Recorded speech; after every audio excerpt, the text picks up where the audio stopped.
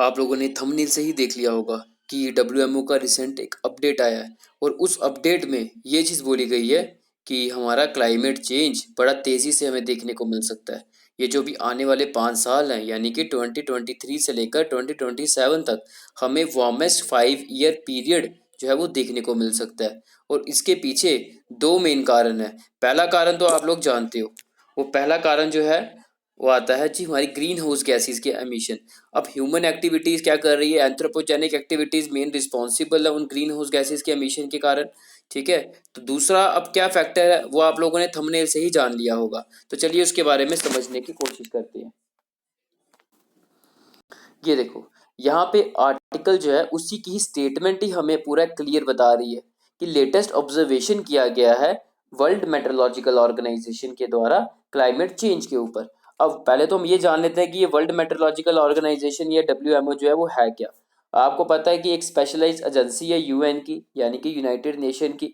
तो इसी डब्ल्यूएमओ के द्वारा ये चीज़ बोली जा रही है कि आने वाले जो 5 साल हैं, यानी कि हम बोल सकते हैं 2023 से लेकर 2027 तक, ये हमें वार्मेस्ट 5 ईयर पीरियड जो है वो देखने को मिल सकता है।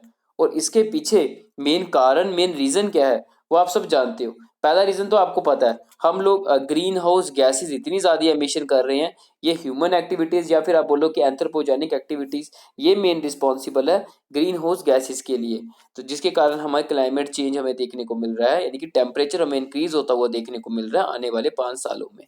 फिर हम बात करते हैं दूसरा फैक्टर क्या है, आपको पता है एल नीनो इफेक्ट। अब एल नीनो जिस साल डेवलप होता है प्रॉपर, उसका इम्पैक्ट हमें जो है वो नेक्स्ट ईयर देखने को मिलता है, यानी कि हमें इसका इम्पैक्ट जो है वो नेक्स्ट ईयर 2024 को हमें देखने को मिलेगा।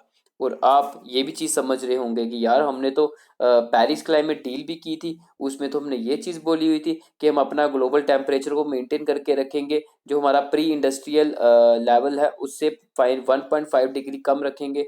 बट हम उससे तो एक्सीड कर रहे हैं, उससे तो अबव जा रहे हैं।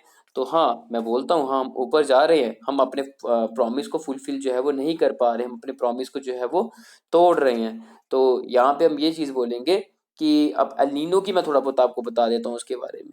अब एल नीनो आपको पता है कि लार्ज स्केल हमें वार्मिंग देखने को मिलती है पैसिफिक ओशन में। अगर मैं पैसिफिक ओशन की बात करूँ तो इक्वेटोरियल पैसिफिक ओशन में जो है हमें वो वार्मिंग जो है वो देखने को मिलती है। तो वही चीज़ है कि इसका इम्पैक्ट हमें नेक्स्ट ईयर देखने को मिल सकता है, क्योंकि इस साल ये डेवलप होगा एल नीनो, और नेक्स्ट ईयर इसका इम्पैक्ट हमें 2024 में देखने को मिलेगा। तो ये एक इम्पॉर्टेंट इन्फॉर्मेशन थी। और जाते जाते एक चीज़ मैं और बताऊं कि डब्ल्यूएमओ ने ये भी चीज़ बोली है कि आपको थाउजेंड्स ऑफ ईयर्स जो हैं वो लग जाएंगे हम सबको वापस अपनी ओरिजिनल पोजीशन में आने के लिए। क्योंकि आपको पता है अब ग्रीन हाउस गैसेज उस पर तो हम रोक ना लगा रहे, वो तो हम कंटिन्यू जो उसके एमिशन जो है वो करते ही जा रहे हैं, जिससे कि ग्लोबल वार्मिंग जो है वो हो रही है। तो अब इन्होंने ये बोला है कि अगर इस टाइप से सिस्टम चलता रहा तो हमें थाउजेंड्स ऑफ ईयर्स जो है वो लग सकते हैं वापस आने में। तो जाते जाते एक छोटी सी इन्फॉर्मेशन आपका 1 सेकंड सिर्फ लूंगा मैं।